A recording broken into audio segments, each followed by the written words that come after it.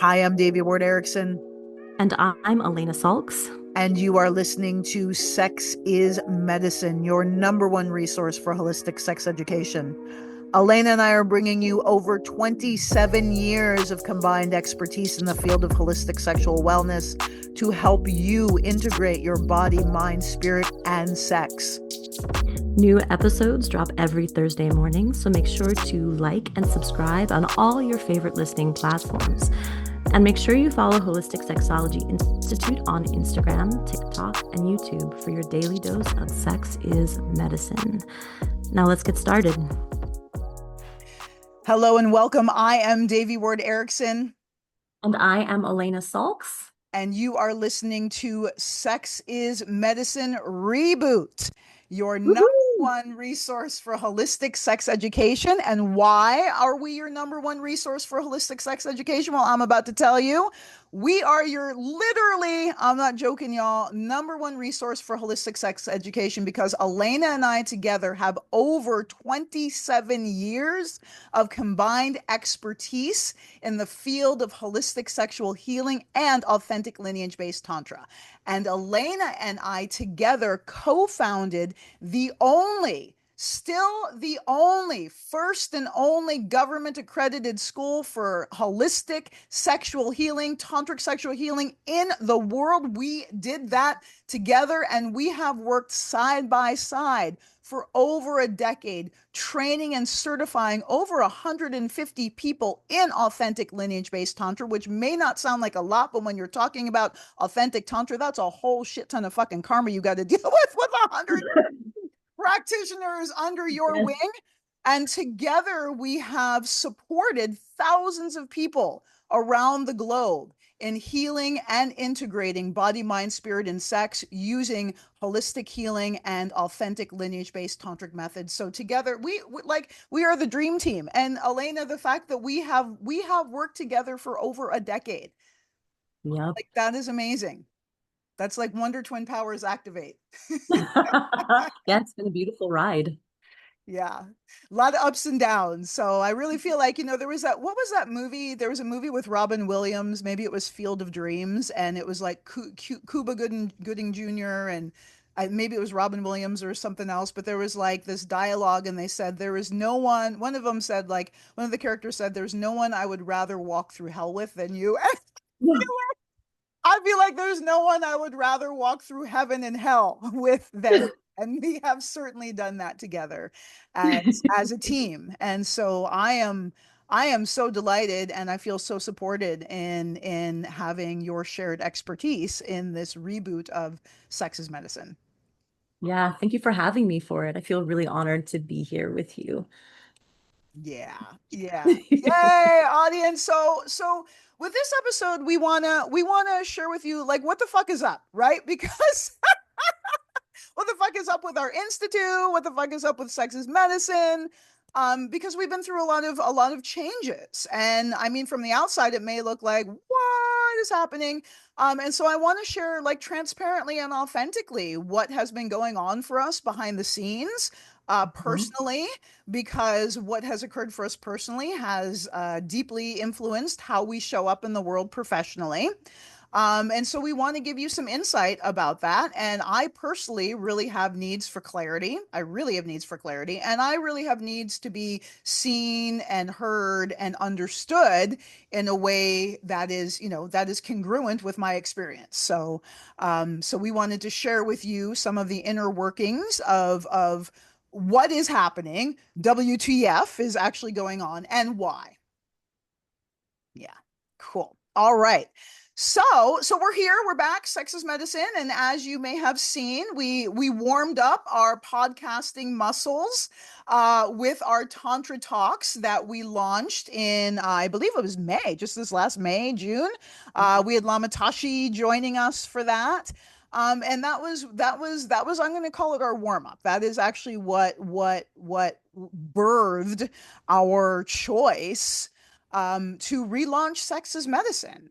And so, for those of you that don't know, Sex is Medicine was born in 2013. So, 13 years ago, was our first episode, my first episode of Sex is Medicine back on Contact Talk Radio Network. I recently learned, I heard from some students that they have been listening to Sex is Medicine for a decade, y'all. So that is amazing. That is some longevity.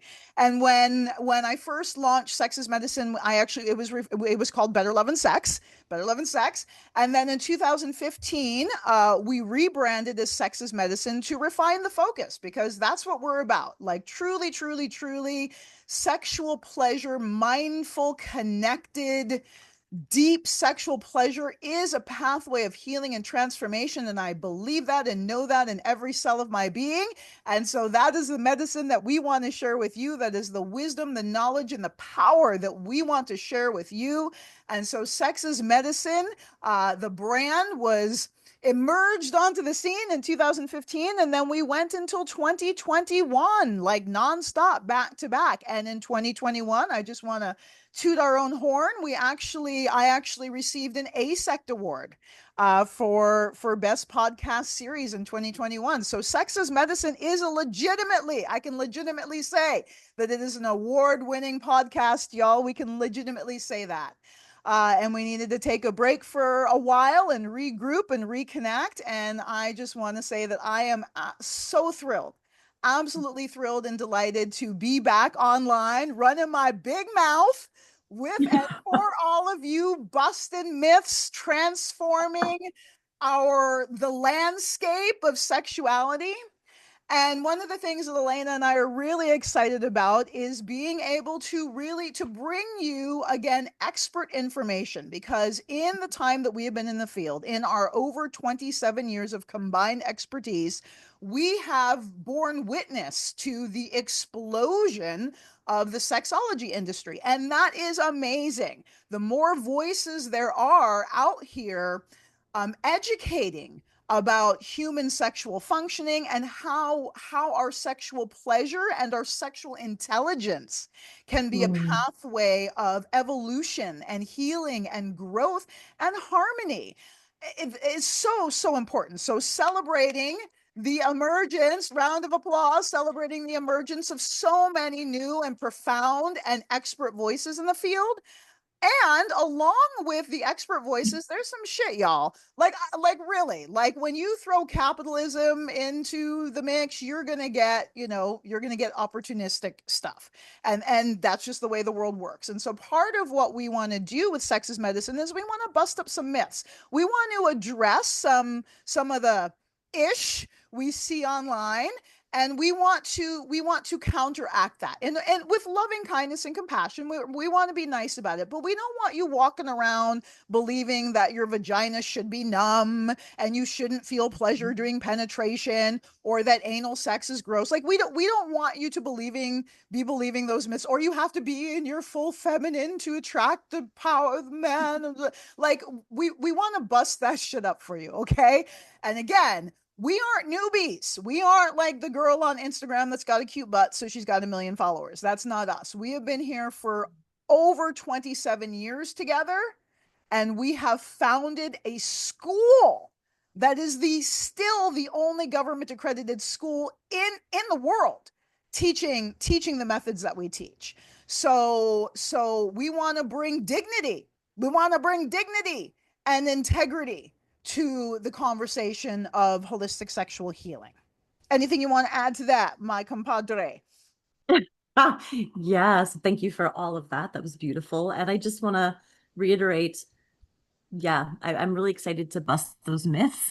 And I feel like a huge part of why we ended up deciding to do this together is because one of our favorite things is to hang out and rail against all of the misinformation that is out there. And so we've been really busy running a huge certification program and doing this business. And it's wonderful to have an opportunity to be here together and get to show you all what happens in the back end for us, when we get to hang out and talk and share information that we have. Well, if we're really going to share with them that, we need to have like a margarita and a joint, and then y'all would hear some shit. So that probably is not suitable for YouTube at all.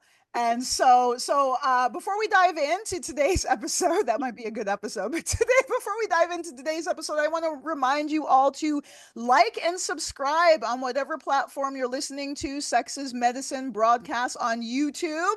And we're trying to boost that YouTube channel up, and we have beautiful background. So if you are not checking us out on YouTube, I'm going to highly recommend that you do. Today we are in my bedroom, so you get to see where the Erickson magic happens.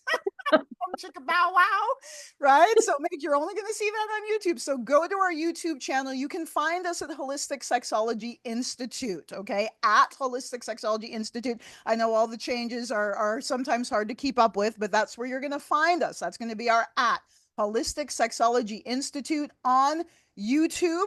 And make sure you click like and subscribe. We're trying to build our YouTube channel. We've been shadow banned, y'all. Like really, like, so the more you can like, subscribe, and share, the better. So that's going to break up that shadow ban for us. And then if you're listening on Spotify, iTunes, make sure you subscribe and give us a rating, and also give us comments. Let us know, like, is my mic too, is it too, did you not like my mic? Is it too echoey? Do we need, is the background janky? Like, do you want my makeup to look different? Like, maybe not all that critical feedback, but, let us know what you think. And if you have questions, we want your questions. Trust me when I tell you, we love answering your questions. We truly do like that. There's nothing else that we like doing more. So send us your questions. We're on Instagram. We're still, by the time this episode drops, we might be at Holistic Sexology Institute on Instagram, but we got shadow banned on Instagram, so they're being kind of salty about changing our name. But you can find us at the title of our page changed from Institute of Authentic Tantra Education, which we will talk about why that change happened, to Institute of Holistic Sexology. And our at may still be at Authentic Tantra, but we're trying to get it changed to at Holistic Sexology Institute. So I hope you followed all that. Just look at Holistic Sexology Institute and you're going to find my gorgeous face and Alaina's gorgeous face. Find us there. And that is where you will be able to like and subscribe and continue getting your episodes of Sex is Medicine. Yeah. Okay. So let's dig in. What's been happening and why WTF. WTF is going on with the Institute and Devi and Sex is Medicine and Tantra and all of that. So I'm going to back up 2 years and start from the beginning of this. I'm going to call this transformational journey. So some of y'all know and some of y'all don't know that in August 2023, it was August 18th of 2023, my entire home burned on down to the ground in an out of control wildfire in West Kelowna, British Columbia. So I am a survivor of climate change catastrophe. Yes, that is why that out of control wildfire burnt down, the town essentially. And that was a shock. That was a profound shock, as you can imagine. So, yeah, so I'll give you a little bit of the story of that because it's pretty amazing. So on August 17th, the timing of all this is amazing. So we had actually put our house on the market for sale a week before it burned down, y'all. We were actually trying to sell our house fully furnished. We wanted essentially a walkaway price. We were offering it a walkaway price because we didn't want to deal with all the furniture and all that. We just wanted like sell the whole thing, take our precious, heirlooms, family heirlooms and record collection and books and walk away. And so we had put it on the market literally 7 days before it burned down. And then we were in the process, we're about to open registration for our Tantra Healing for Couples program. We were going to open registration like the following week. And so I was actually sitting down on that Thursday morning, August 17th, to work on the Tantra Healing for Couples program. And I remember, so my office where I was working was up on the second floor, and it overlooked the lake and it overlooked the woods because we lived in a wooded area and, the forest and the trees and all that. And I was at my computer and Chris came up and Dr. Erickson came up and he was like, I just want to let you know that there's a fire evacuation alert right? There's an evacuation alert. So it's not an evacuation order, it was an alert, but we'd been under evacuation alert before. We lived in the Okanagan Valley. There's, fires because there's drought, because there's climate change. So we had been under alerts before, so I didn't really think too much of it. Mm. And so I just kept working on the computer, right? And then so I'm working there, and this was about like 9 or 10 in the morning. And then, like, around 11 or 12, I saw like a family of coyotes go through the yard. And I was like, oh, cool. I haven't seen coyotes in a while, or maybe they were foxes. I was like, oh, what else? And then there were like a whole troop of deer came through, like from, going across the screen. And I was like, oh, okay, there's a lot of deer. That's okay, cool. And then I saw a mama bear and her two cubs hustling, hauling booty across our yard. And that was like around 1 in the afternoon. And I was like, we got to go. We better go. And so we actually began our evacuation process before the evacuation alert became an order. So we looked online, and they're like, oh, pack an overnight suitcase, like you're going to be gone for 2 or 3 days, pack your, like, whatever you think you might need, blah blah blah. But they didn't act like it was a big deal. But they were like, tape your windows, and like do all this stuff. And because we had just put the house on the market, we really didn't want any damage to happen to the house. So we spent hours taping windows, pulling furniture back from the windows, like, I don't know, securing things. I can't remember all the stuff we did. All I just remember is like Chris taping windows for hours, like all the windows. We had all these big, tall, floor to ceiling windows. He taped all the windows all around the house, et cetera, et cetera. So we were preparing the house to prevent fire damage as much as we could. We were seriously not expecting our house to burn down, because who does, right? And the evacuation, alerts don't say, act as if your house is about to fucking burn down and pack all the shit you actually fucking want. They don't say that because they don't want to scare you, but they should. They should be saying, like, pack all of your treasures because you will never see them again. So Chris was taping windows, and I was like, I'm gonna pack like a big ass suitcase. So I like went around the house, and I remember Chris and Lori were laughing at me because I like cleared the shrine. I'm just like scooping shit up, like running through the house, grabbing stuff off the walls. I'm like, I would look at something, and I would just, like, in a split second, I'd be like, do I love that? Yes or no? Can I live without it? Yes or no? And that is what determined what I actually put in that suitcase, just by determining, do I love it? Yes or no? Can I live without it? Yes or no? And if it was a no, I grabbed it. Like, I had this whole bulletin board of pictures of my now deceased brother that I brought with me. Because when I looked at it, it was like, do I love it? Yes. Can I live without it? No. So I fucking put it in the truck. So again, we were doing this before the alert had turned into an order. So I think at this time it was like 3 o'clock in the afternoon. And again, we're like, I'm running around the house. Chris and Lori are laughing at me.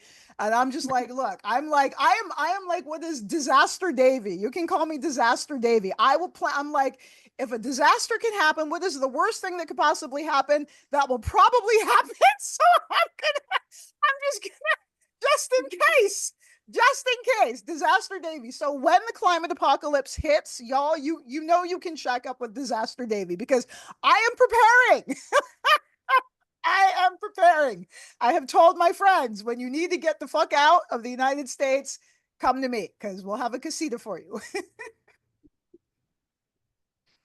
Disaster Davy is planning for it. So anyway, so we actually, like, we hopped in the car, and we packed up the dog and all the things, and we were driving, and like, I have video of the smoke that was billowing over. Like, maybe I'll put that, like, somewhere where y'all can see it. Let me know in the comments if you want us to see it, or if you want me to show you these videos of the smoke and the, like, it was like, talk about apocalyptic.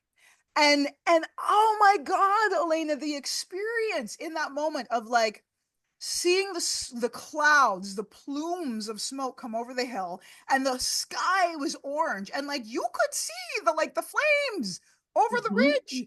And like the sensation in my body of fight or flight, that was the most visceral experience of flight I have ever experienced. And your mind, like your forebrain, shuts down and it's pure survival. It's just like, get what I need and get the fuck out. Like it felt like a drum beat in my soul. It was like, go, go, go, go. I mean, it was horrifying. It was terrifying.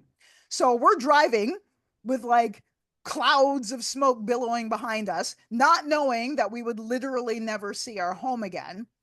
And we drove down to Merritt.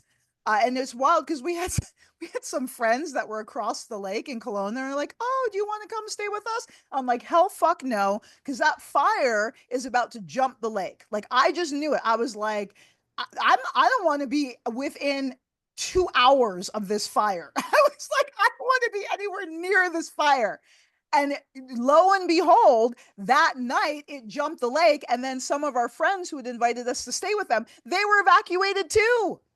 That fire was, it jumped the lake. And like, the lake wasn't, not a volcano. It was huge. It jumped the lake and started fires on the other side of the lake. And the people had to be evacuated on the other side of the lake. Like, ooh, it had an intelligence. Like it truly did. That's what the firefighters were saying. And the indigenous firefighter said that. He said, this fire is sentient. The First Nations fire chief said, this fire is sentient. It has intelligence. It has a direction. It knows where it wants to go, and nothing's going to stop it. And he was saying that on TV at like 7 o'clock on Thursday night, the night we were evacuated. And I was like, the fire was right behind our house. I was like, there is no way our house is going to survive the night. There is absolutely no way. So we spent that night in a hotel coming to terms with the fact that we would probably most likely not have a home to return to. And we woke up the next morning. Like, I don't know that we slept. I would say that we were in an altered state all night. And I was like, I could see those fire elementals in my mind's eye, and I saw in my awareness the fire element Dakini come up over that hill and start chopping houses. Like I saw her with a skull cup in her left hand and a hook knife in her right hand, and she was like, "I'm taking that house, and I'm taking that house, and I'm taking that house, and I'm taking that house," and she was just scooping them up. And the next morning, we woke up, and I knew in my bones that our house was gone. And by noon, the noon that day, it was gone. That the entire house had been incinerated, had gone up in flames. And the wild thing is, the reason that we knew this is because the helicopter pilots that were dropping water on the houses shared a video of them dropping water on our house. That is how we knew, because everybody else in the neighborhood didn't know for weeks if their house was gone. Like people, like it was a waiting game. Like in Canada, it's not like the United States and the LA fire when people can just go walk around in the middle of a fire. Like Canada's like, no, bitch, you are evacuated and you're not getting back in, and we are not telling you shit until the fire is out. And it is safe to go back in. So there are people that waited like literally 2 weeks to find out if they had a home to go back to or not. We knew the day it burned because the helicopter dudes dropping water on the fires posted a video on Instagram of them dropping buckets of water on our burning house. And so we reached out to the helicopter guy, and he told us, your house is gone. And he cried. He cried and said, I'm so sorry. Because he didn't know by that time we were like, all right. And we were going to, insurance? Are we insured? Sell it, but we're insured. So he was crying for us. And by that time we had, of course it's traumatic. It's like the day the house burns down, but we had like in our minds, we had come to terms with the fact that this was what was happening. Or most likely what was going to happen. And when we got confirmation from him, we were like, okay, this is what's happening. Yeah. So sorry, go on. Didn't he also, something I remember from the story when you were telling it to me before was this emphasis on him saying like, I tried everything that I could do, and this fire just would not be vanquished. And sort of like with that image of you seeing the Dakini coming in, how that seemed to coincide that like with this, yeah, this like sentience around the house burning. Exactly, exactly. And that, thank you for bringing that up, because that is one of the things that he said. He said he's never seen a fire like that ever. And he's been fighting fires for over a decade. And he said that they did everything they could to put that fire out and it would not go out. And he said, he's like, it's like it had a mind of its own. That was literally like the common thread of that fire. And I'm sure it's not the only one. Like as climate apocalypse continues, like this is the thing. The elements are sentient. Like this has been the foundation of my teachings for almost 20 years and the foundation of your teachings for over a decade. The elements are sentient beings. They have intelligence, they have intent, they have motivation. They are beings that we can interact with, and that is part of the reclamation of our true human nature, at least for me, is reclaiming our abilities to be in right relationship with the elemental energies in our environment. And you know we can get into whatever on another episode, fossil fuels and all that, what's fueling the climate change. But to me, this is symptomatic. It's a demonstration. All these climate catastrophes are a demonstration of how out of alignment we have been with our elemental environment. That's obvious, but they are fucking pissed. Like, I am taking that shit back. And we are, what is it called? I can't think of the word. We're the collateral damage. We're the collateral damage. So yeah, so the house was gone, and so obviously it shook us to our core. And particularly the fire started in the shrine room. I was like, wow, if that's not saying something, and so it's like, was that bad karma? Some folks are like, well, you got bad karma, your house burned down, you had bad karma. And I'm like, was it bad karma or was it really intense karma? Because the house was on the market a week before and we were well insured, and we ended up receiving from insurance. Sure, we had to give up absolutely fucking everything, but non-attachment. But our insurance payout ended up being twice what we would have gotten for the sale of the house. So is it bad karma or is it intense karma? It liberated us and allowed us to, we were planning on relocating to Costa Rica, and it allowed us to speed up our relocation plans by, 6 months to a year. So again, is it bad karma or was it really I'm going to say intense karma. I'm going to say that for me, like part of the vision that I saw that night was Vajra Yogini taking our house as an offering. We had just like we had just remodeled that house. We had just put in beautiful floors. We had just bought all this new furniture. That's why we wanted to sell it like as a walkaway, like fully furnished, because the house was meticulous. Like, I love creating tantric temples, sacred space, and the entire house was a tantric temple. And we had just purchased this smoke offering. We were going to do smoke offerings, burnt offerings to the Buddhas. And we had just purchased smoke offering and we're keeping it in the shrine. And when I cleared the shrine, I left the smoke offering on the shrine just in case.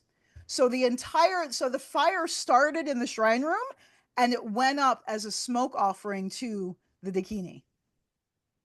Whoa, that's authentic Tantra, yo.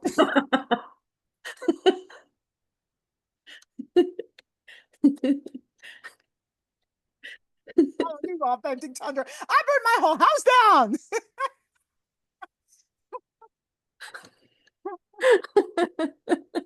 so needless to say, that catalyzed like so much. Like, so another, just another overview of like the impact of our house burning down. So what we had in that house, so it was myself living there, Dr. Erickson, my husband, living there, and Lori McCracken, one of our senior instructors for the Institute, and who's just like such a gem. And I'm so grateful to have her as part of our little familia, our little spiritual family here.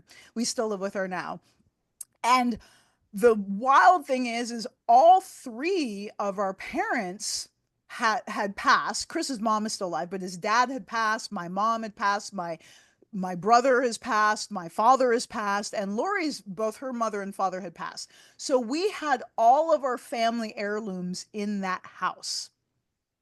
All of our family karma in that house. So Chris had all of the stuff from his father that his father had bequeathed to him. I had stuff from my mother and my father. I had historical records. My father's family. My father was African American. My father had information about our family tree. He had traced our familial lineage back to the first West African who had been kidnapped and enslaved in 1806. So he had her paperwork and all of the subsequent paperwork since then that his family had kept all of the records from the time they were kidnapped and enslaved to their emancipation to the first purchase of their property in Adrian, Michigan. They helped. They were instrumental in establishing one of the major hubs of the Underground Railroad in Adrian, Michigan. We had paperwork associated with that, so we had like history. I had all of my brother's stuff. My brother passed away in 2016. And so I had all of my brother's stuff. Lori had the heirlooms and the ashes of both her mother and her father. I had my mother's ashes in the house. So the family karma that was in that home that went up in literally as a smoke offering, like the layers and layers and layers and layers of karmic purification that we have experienced and continue to experience from that are like, there's no way we could, I don't even think we can fathom it. You know, sometimes I get a glimpse and there's no way we could possibly articulate it. But, you know, suffice it to say, the fire is transformative. That's an understatement. And so we've been going through that transformation. That's what's been happening for us for the past 2 years, right? So that is what has initiated many of these like twists and turns, and I'm going to say clarifications, this evolutionary process these last 2 years, in which we have come into, I would say, crystal clarity about how we want to move forward and what we're letting go of in order to move forward. Wow, Davy. Oof. That's just Thank you. intense. It's really intense. Yeah. Yeah, I remember that time and seeing those videos and pictures of that giant columns of smoke lifting up over the forest and yeah, hearing the blow by blow of your flight. And I had no idea that all three of you lost all of those heirlooms in the fire as well. Ugh. Yeah, talking about a purge. Like it really just feels like the karma, like it just 2 years out. And even at the time, I will say, even at the time, like I had like there's the human trauma of it, but there's also like the spiritual perspective of that we all three shared of it. And all three of us were like, we felt like it was it was beautiful. It was an offering, and it just felt like it actually transformed that karma from our Mm. familial lineage, or at least, you know, facilitated or initiated the transformation of, you know, of the karma of our literal genetic lineage. Um, and so, you know, looking back, it's like 2 years later, looking back and like how I was still functioning, you know, through and like still trying to like TCB and all that. And I look back and I'm like, y'all should have just put me out to pasture, man. Like I should have put myself out to pasture. But I had that spiritual overview. I'm like, no, this is fine. This is fine. And yet on the physiological, and you know, in human level, I was like, you know, it's been fucking brutal. It's been brutal. It's been brutal. So so both and two things at the same time. So, needless to say, as I said, this has initiated transformation, healing, and change in relationship to our work in the world. Because what we do is grounded in true, authentic Tantra. It is grounded in lineage. It is grounded in our spiritual yoga practice. And therefore, inside outside same. What transforms how we transform internally is going to be reflected in how we show up externally and professionally and the business. And this brings me to why many of these changes, these recent changes, have been initiated. And that is because through this process, what has become very clear for me is that it is necessary and it is time to disentangle my spiritual path, my spiritual, well, this is a word I want to look like. I have this sensation in my body, and there isn't quite a word to encapsulate my spiritual devotion. It is time to uncouple my spiritual devotion from a certification training program, a professionally credentialed certification training program. Because for me, it is too personal and it is too precious. I cannot do business with my spiritual practice because it is so profound and so sacred and so personal for me that I have such profound needs for integrity and ethics around it. And that doesn't always translate to handing people a professional certification. Not to say that we haven't, we do it with integrity and ethics. It's just when there's money involved and when there's capitalism involved, the motivation isn't pure.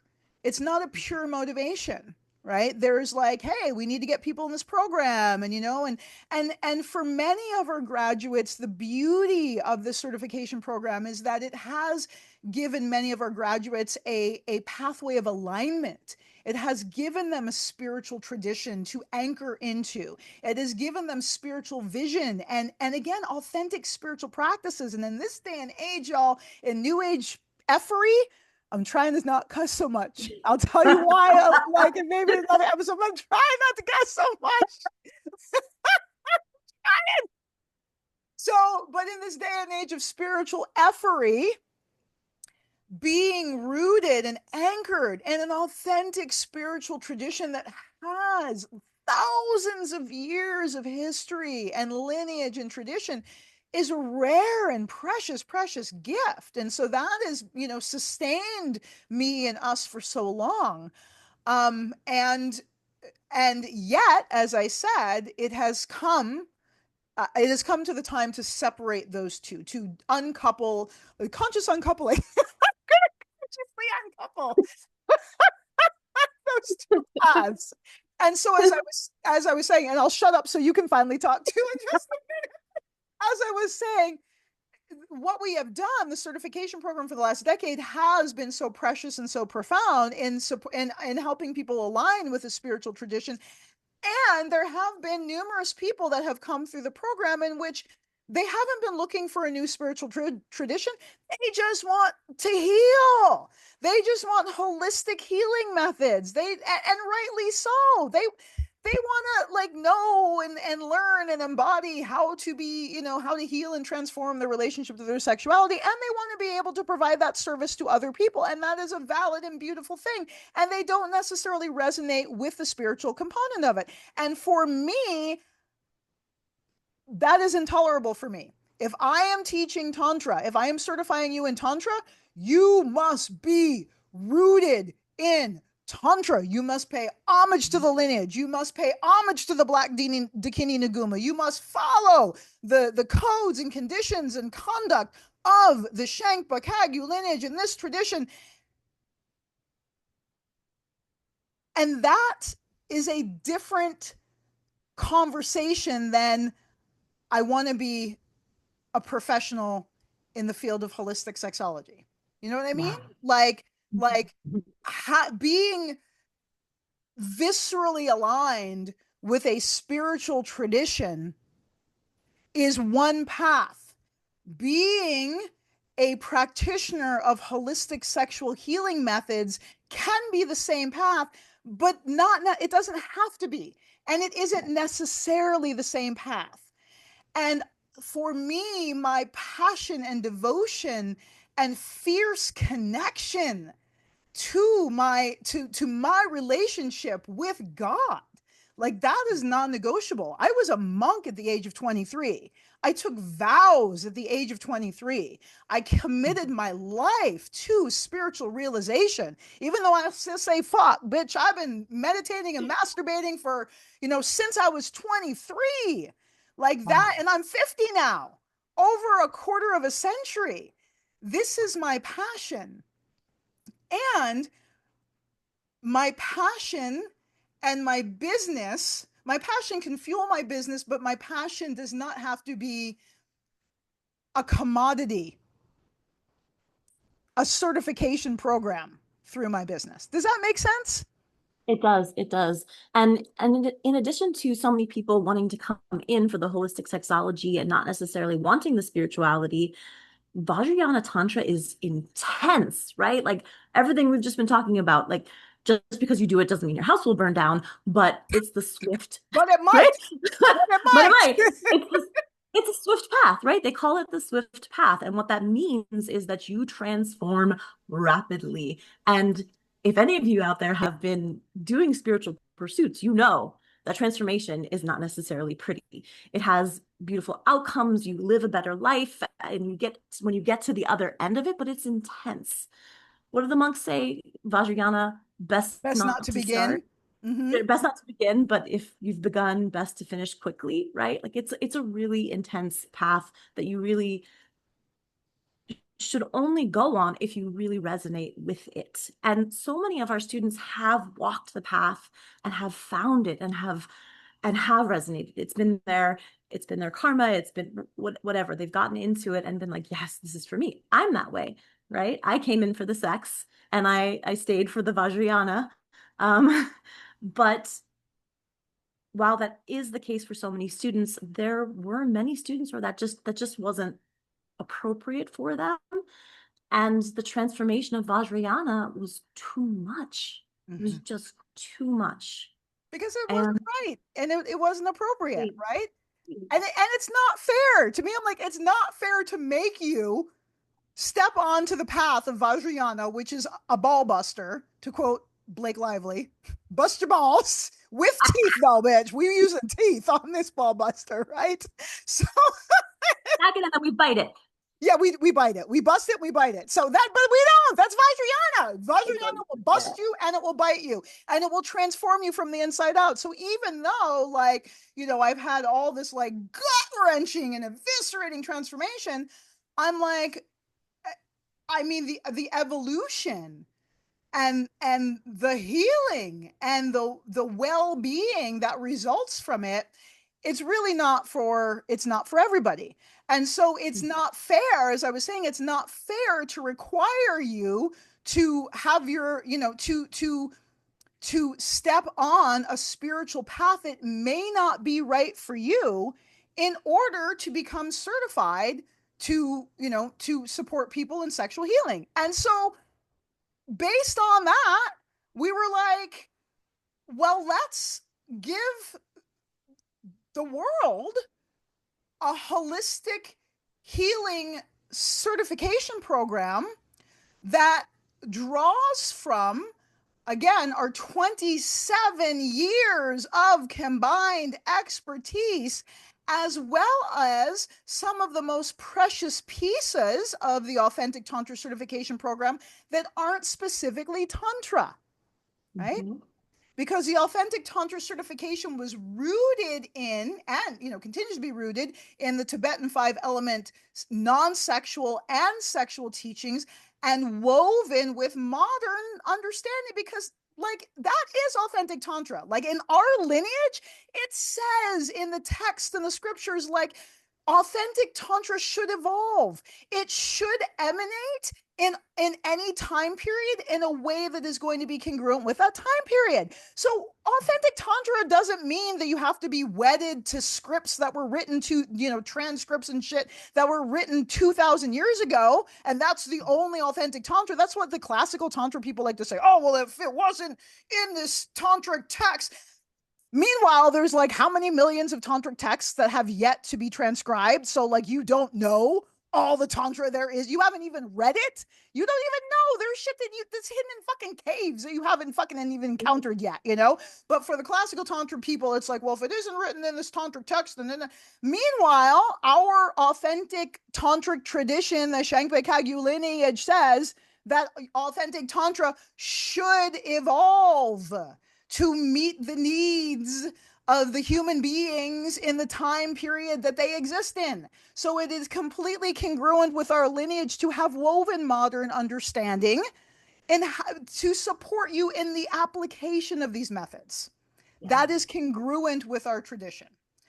And so we have harvested, I don't know if that's the right word. It's kind of a gross word. But I'm going to use the word. We've harvested, extracted. I don't mind it. I don't mind harvested. You don't mind harvested? It's like picking apples from a tree. Just fruits. Nectar. Yeah. Yes. Some of the most some of the holistic healing methods, some of the methods and practices that arose from my tantra practice that aren't necessarily or specifically tantra. So for example, my pleasure journal practice that you can find in Shake Your Soul Song, like that is a result of my tantra practice, but it is not specifically tantra.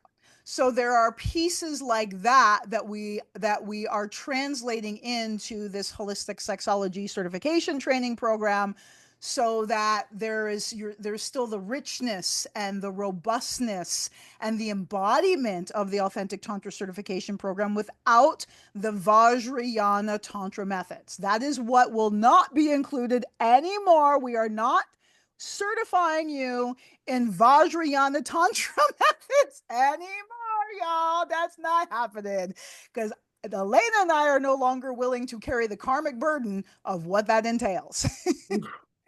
Yeah. And when we say we're not certifying you in Vajrayana Tantra anymore, specifically, that doesn't mean that we're not doing a lot of the things that you might associate with Tantra, right? Like there's going to be a lot of different sexual methods that give you embodiment and healing and all of those wonderful things that a lot of people associate with Neo-Tantra in today's world.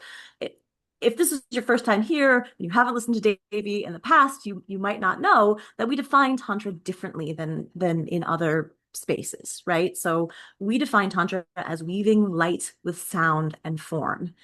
And when we're doing that, we are taking these 5-element energies that we teach 5-element meditations, and we teach how to use them as a meditative non-sexual practice, and also how to weave that energy into your sexual practice. So that energy weaving, that is what we're talking about. That's the thing that's beautiful, wonderful, very intense, that needs to be uncoupled from that. The actual practices, of learning different masturbation practices, learning different intimate practices with your partner, the physical sexual practices, those are still in many cases there in our training. We're just not weaving that energy work with them. We're no longer teaching the energy body yoga of authentic lineage-based Tantra as a certification program. So this is where the distinction is really important, because we are still offering these methods for your personal healing. So for those of you who do feel drawn to the Tibetan 5-element practices, who want to learn energy body yoga for your own personal healing practice, who want to cultivate an enriching and embodied relationship with themselves, their sexuality, their environment, who want to learn authentic lineage-based Tantra. We are still teaching Tantra for your personal healing. We're just no longer certifying teachers in Tantra. We are certifying people to be holistic sexology instructors, holistic sexologists, period. And because we are authentic, we cannot refrain from excellence. We cannot refrain from excellence. And so our holistic sexology certification program registration will be launching this fall. Registration will open this fall. Will also be the only government accredited as well as ASECT approved holistic sexology certification in the market. So once again, we are ringing the bell of excellence because that is what we are committed to in the offerings that we deliver to you. Ethics and integrity. And so those spiritual values are still woven into how we do business. We're just not requiring you to step into our spiritual tradition in order to do business with us, eh? Yeah. Yeah. And was there, I would think I was going to say something else about that. Well, I don't want this episode to just turn into a dissertation and like a sales pitch on the holistic sexology certification. So I one more thing that I do want to say about it from my point of view is that go to holisticsexologyinstitute.com. That is our new URL, holisticsexologyinstitute.com. And we do have a sign up page for the certification training program. So as more information becomes available, sign up for the wait list. We will be sending you emails, and then registration. Our intention is October 1st, but it does need to go through the government review process. And y'all know how governments are. So we're shooting for October 1st, but we might need to bump a registration, early registration, a little bit, a few weeks to ensure that it gets through the government bureaucracy funnel before we can open the doors on it fully and open registration on it. But if you sign up for that wait list, you will be in the know. You will be the first to know when doors open on the holistic sexology, the only government accredited, ASECT approved holistic sexology certification on the market. Awesome. And Davey, I know you don't want to stick on holistic sexology, but can I give just my top line favorite points about I want you to talk about it. I want you to talk about it. Okay, so we've been building this program for the last year, and we're really, really excited. So Davey and I and our colleagues have been working together on building this extraordinary program where we do so many of the things we did with the ATCP, which is Authentic Tantra Certification Program, but also we get to really dive deep into some of these other places that we have never really been able to explore before. So it's a year-long program. Most of it's going to be delivered synchronously, but you will have a ton of support, which is something that I think makes this program really different from other things that are out there. As Davey said, government accredited, ASECT approved is our goal. You have multiple one-on-one sessions with a primary instructor, so you're really getting that time to connect and deepen with someone who's been doing this work for a long period of time. Our faculty is incredible. They're amazing people, all of them. Is amazing. I could go on and on about how extraordinary they are. And I lost my train of thought thinking about how great they are. So you get one-on-one support with our amazing faculty to deepen into everything that you're learning. So you're not just sitting there watching videos being like, how do I use this information? We include an extraordinary level of embodiment so that you're actually learning these practices, practicing them, and getting them in your own body so that after you learn all of these amazing things, you're able to teach from your own experience of them. And we'll be releasing it probably twice a year in cohorts so that we will encourage you to connect with the other people in that cohort, form study groups. So we're really working and designing this to be just really an excellent program that will prepare you to be able to walk out into the world and help others. And it will be an actual academic experience. So that is one of, again, we've been delivering the Authentic Tantra Certification Program together for over a decade. And what we have seen over this decade is the bonding that occurs in each cohort. Like, it has been so beautiful to witness that because it's a spiritual path, right? These are the bonding. Each cohort has its own karma. right? And these are people that you have lived many lifetimes with potentially. And so the bonding and the cohesion that has occurred for each cohort has been really beautiful to witness. And so we wanted to retain that in this new program. And so we're delivering it as an actual academic experience where there's registration. You're going to have a cohort, and we're going to encourage you to set up study groups. We're encouraging you to there will be discussion forums that will be led by Dr. Professor Chris Erickson. So we really want it to be like an online academic experience, similar to what we've been delivering together for over a decade, but even more expansive, I would say, because again, tantra is my spiritual path, but it isn't the spiritual path for everybody. I'll say it again. And so what I love about the holistic sexology certification is that it opens up the playing field for folks who may not be interested in tantra, but very interested in holistic sexual healing, because the two are not necessarily the same. Unlike the way neo tantra is presented, tantra is not only about sexual healing. Tantra is about cultivating realization from the inside out and transforming karma and transforming your reality. Our lineage of tantra is a shamanistic tradition. Mm-hmm. It's about working with the energy of our own body, our energy body, and working with the energy of the elementals and affecting and causing transformation, healing, and bringing benefit to ourselves and others. And we have done a phenomenal job of doing that for the last decade. And so I love the wisdom and the beauty of again transforming into to opening up the pathway for more people to benefit from the richness that we've cultivated for again the last decade. So we're very excited about this. I know now it sounds like a sales pitch, and a little bit it is, and we're we feel really fucking good about this. So this is why we also again, so this episode is about like why we changed. So we've changed our business name to the Institute of Holistic Sexology, because that is our focus. And again, it's because it opens up the playing field, because the reality is again, tantra is the foundation of everything we say and do, but it isn't the totality of everything we say Mm-hmm. and do.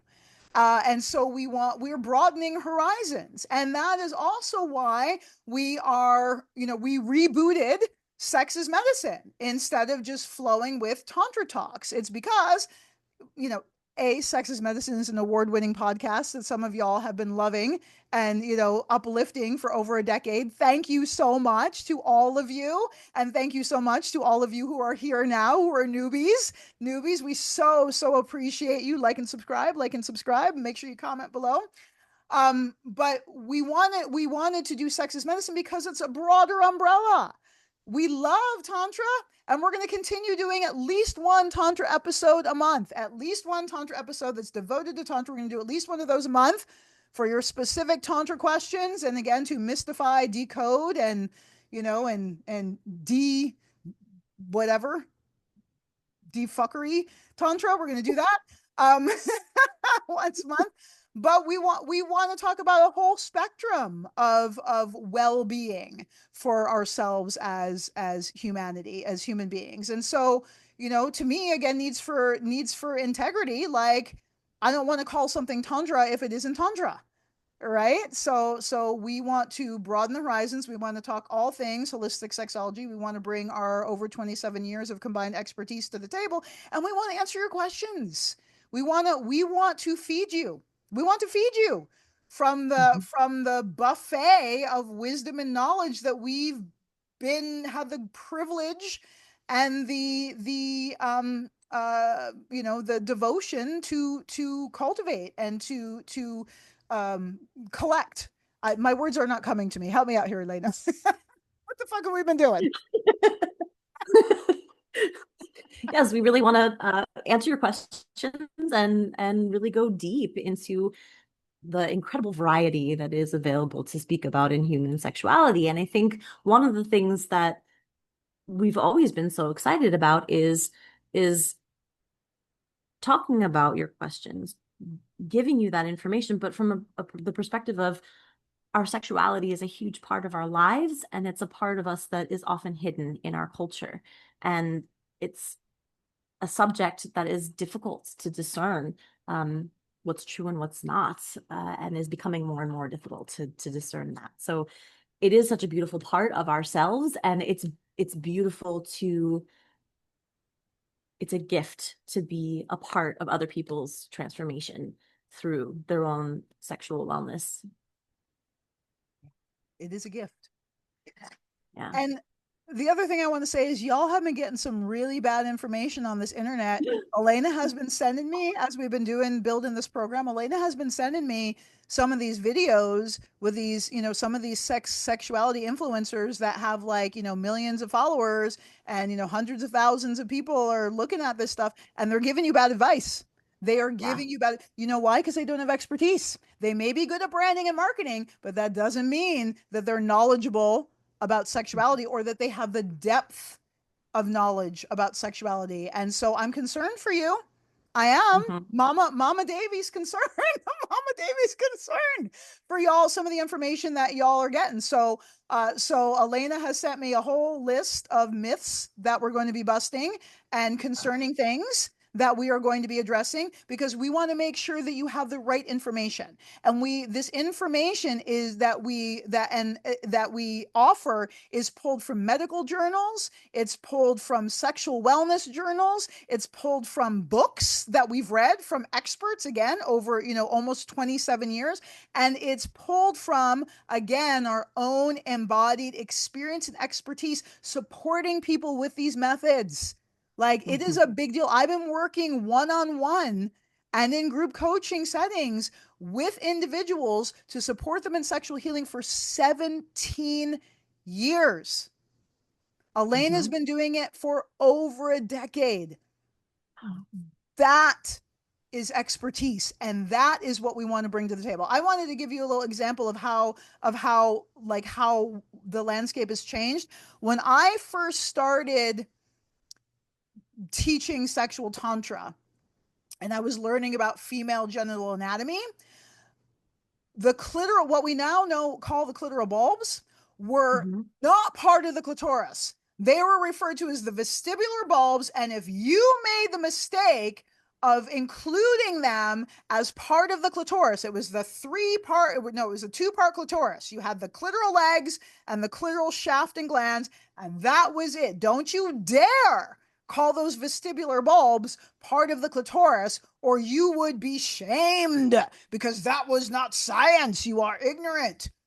Look, that was like in 2008. Turn around 2 years later, 2010, 2011. Now, based on the results of a female sexology researcher, the vestibular bulbs are now the clitoral bulbs. Why? Because they contain the same erectile tissue. It's the corpus spongiosum. It's the We same function together. erectile. Yeah, it's this. Is it the cavernosa? No, it's the spongiosum, right? Are the Mm-hmm. bulbs? The legs are the cavernosa, and the bulbs are the spongiosum. Yeah. So it's the same erectile tissue that makes up the penis. Y'all, Mm-hmm. like the clitoris is the penis turned inside out. Right? That's Yep. or yeah, that's what the penis is. Clitoris is inside out and you innie and outie, right? But my point is like I was in the field before the clitoral bulbs were the clitoral bulbs. And then all of a sudden it's the clear bulbs, and now everybody says the clear bulbs. But I'm saying, like, if you were online as a sex educator and you just got into the field a couple of years ago, like you haven't seen this whole like evolution that has occurred. And there's pieces in there, not to throw shade, but I'm just saying there's context that you may be missing because like there's history and there's depth and there's been evolution just in the last 17 years, just in the last 10 years. And I'm sorry, what were you going to say, Elena? I was running my big. Oh, it's way back there. I was just going to say that the clitoral system and the erectile tissue of the penis have the same they have the same biological origins. Yes. That's all. Yes. Yeah. And that's the fun kind of stuff that we want to talk with you about on Sex is Medicine. And that's going to be in our certification program, of course, of knowing the nuances. Like we've got a whole section on like intersex justice and intersex anatomy, and it's delicious. And particularly in this day and age, like, y'all, sex is political, and I don't think, well, I'm not even, I was about to say, I don't think there's a time when it hasn't been more true. Bitch, sex has been political from inception. We've been living under patriarchy and like oppression for, thousands of years. So it's always a good time. It's always a good time. It's always been a good time to bring this type of sexual awareness and education and inclusion into the conversation. Inclusion of all of our humanity, y'all, because we don't just fit in these two little boxes. There's a whole fucking spectrum, a whole rainbow. And there I am cussing again. I'm trying to not. I'm trying to not. I'm trying not. And the reason that I'm trying to not is the algorithms, y'all. The algorithms are a thing, so make sure you like and subscribe. Join us on YouTube so you can see my pretty bedroom. Like and subscribe. And Alaina's gorgeous face. You don't want to miss that. But so I'm trying to cuss less because some of y'all don't like me cussing so much. And I need to bend into a pretzel to fit your needs. Just kidding. But also the algorithm doesn't like it. But I wanted to just take a quick moment. This is a very long episode, but I think it should be justifiably so, because this is our like reboot. Is I just want to take a moment to share with you why I cuss so much, because cussing is political, because language is political.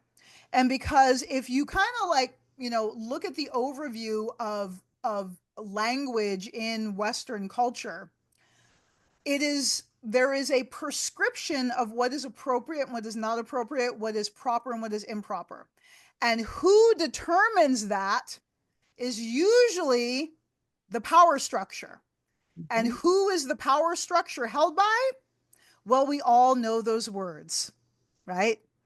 White, male, colonialist, patriarchal, blah, blah, blah. Those are the terms of engagement. Those are the rules. And so who gets to swear depends on social capital. So for instance, what I've noticed, because I observe this, I don't just like consume shit mindlessly. Like I actually watch like what the F is happening. And so in my observations, wealthy white men are allowed to swear all they want. Like look at Bill Maher, however you say his name. He's got that cable. He fuck. He cusses all day long. Like people on cable news are allowed to cuss.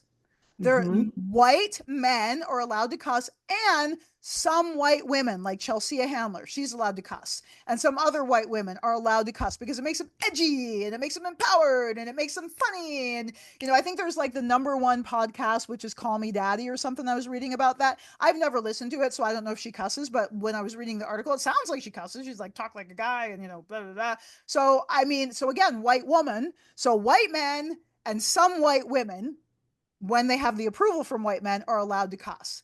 But me, as a multiracial, black anchored woman with African heritage, cussing, I'm just ghetto. I'm just low rent. I'm just low vibration. They call me low vibration. I'm a tantrika, and so I dance in the hell realms. I'm a Vajrayana tantrika who dances in the hell realms. So I don't actually live with the judgment of low vibration. I will devour low vibration and shit out rainbows. That's what I do with low vibrations. I transform them into fucking rainbows. That's what I do. So the cussing isn't about, for me, there's like, I don't have judgment about it in the same way that society does. For me, cussing is part of my self-expression. That's also part of my empowerment. It's also about me reclaiming my right to express myself however the fuck I want to, whenever I want to. And I don't have judgment about good words, bad words, except for, what a bad word is for me? Genocide. That's a bad word for me. A bad word for me is racism. A bad word for me is canceling benefits for underprivileged folks. A bad word for me is ICE. That's a bad word for me. ICE, kidnapping people. Those are bad words. Those are bad actions, right? And so for those of you who bristle at cussing and think, it's low vibration, like, I'm going to invite you to just examine what you find acceptable in this culture, and examine maybe why you find it acceptable. Like, do you throw shade at women who cuss, but then play video games where you're blowing people's heads off? That's okay for you? right? Do you look down and consider low vibration women who cuss, but yet you like to watch TV shows where people are beating each other to death, and Quentin Tarantino movies where you're literally watching people's heads explode in front of you, but that's okay.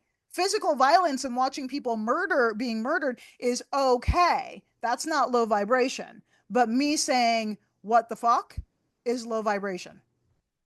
I mean, it's like, and maybe both are true, maybe both are low vibration, but look at what is acceptable and tolerable, and look at what you are willing and choosing to ingest and Mhm. normalize as acceptable, when it's actually horrific. It's actually horrific. Just saying, yo.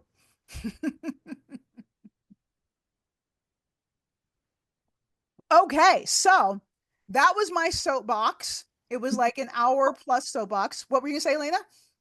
And also, Davey, cussing is good for you physiologically too. Yeah, they found that it actually reduces stress levels. It's good for your brain.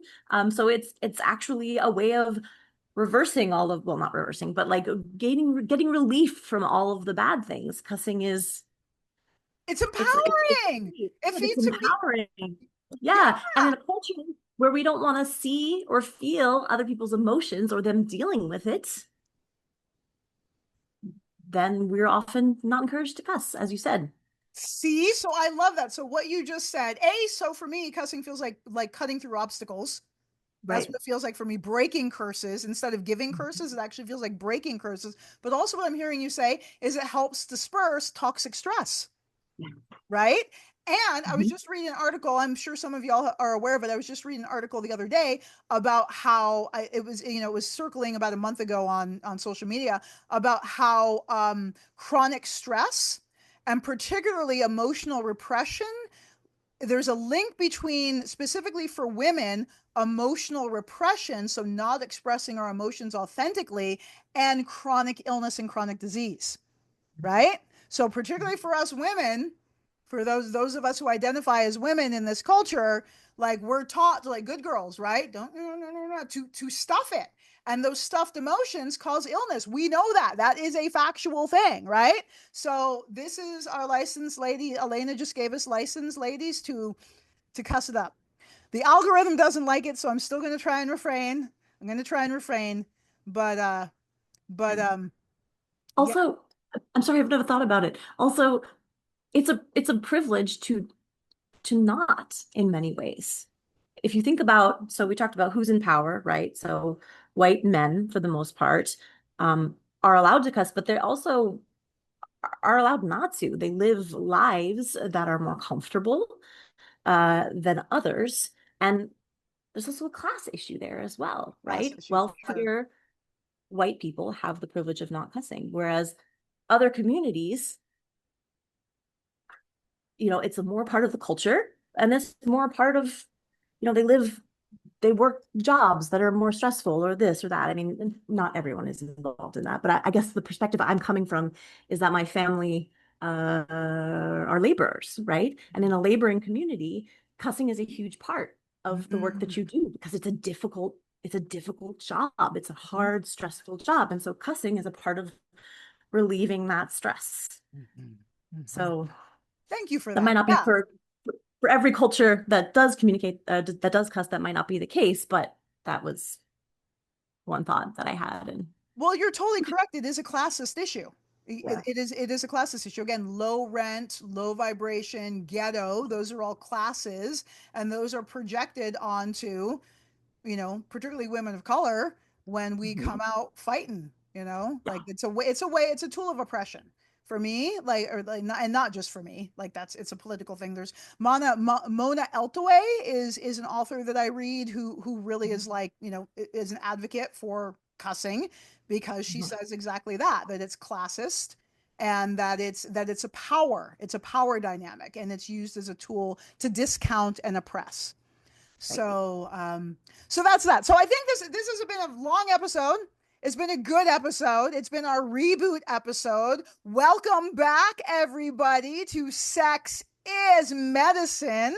So delighted, so excited for all of us to be here. Cannot wait to roll out this season. So, a few changes to the way we're going to do things. We're going to have seasons. We're going to have actual seasons. So, we're going to have start dates and end dates. So, each season is going to be about 3 months long. So, this season one of Sex is Medicine Reboot is going to go September, October, November, and then we're going to take a break in December and be back in January of 2026, y'all. And also, as I was saying before, every third episode that we do is going to be focused on Tantra. So send us your questions, your Tantra questions, for us to answer them. And then also, with each episode, Lena and I want to address, we're going to take the first 10 minutes or so to address a hot topic. So something, some effery that we see in the media that I'm like at 1 o'clock in the morning when I'm on my phone, when I have insomnia, which doesn't happen so much anymore that I live in Costa Rica. Thank you very much. But sometimes when I'm on my phone late at night and I see these articles come across, I'm like, oh, gets my blood pressure up. I'm like, that's so wrong. Or, that's an interesting perspective. Let's tease that out a little bit. So anyway, I'm sending these to Alaina. Often without context, and we're going to be going through these, and we're going to be discussing some hot topics again to to offer more perspective on some of these topics, celebrity sex, and and social sexuality things. And then we're going to dive into the content for the episode. And already, I just want to celebrate that we announced that Sex is Medicine was going to come back, like, I don't know, like what, a couple weeks ago. And I'm already getting interview requests, Selena. I had a really, really awesome one come in just yesterday. So we are gonna do some interviews. It's not gonna be every episode because Elena and I have way too much that we want to talk about to do on every episode.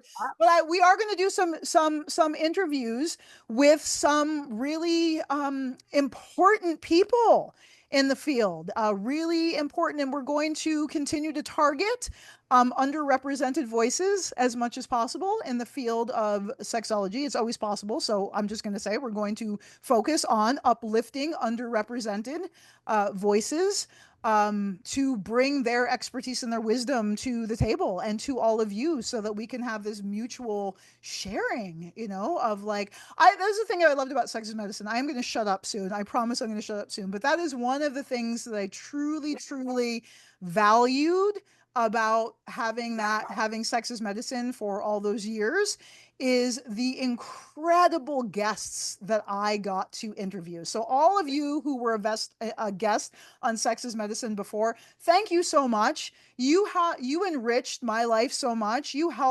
nourished and fed my expertise in the field, and you nourished and fed the expertise of so many other people. So I've had it reflected to me that the Sex is Medicine podcast could essentially be a PhD in the field of human sexuality. And it's because of you, the folks that said yes to being on the show. That's why you've contributed to a PhD in human sexuality on the internet.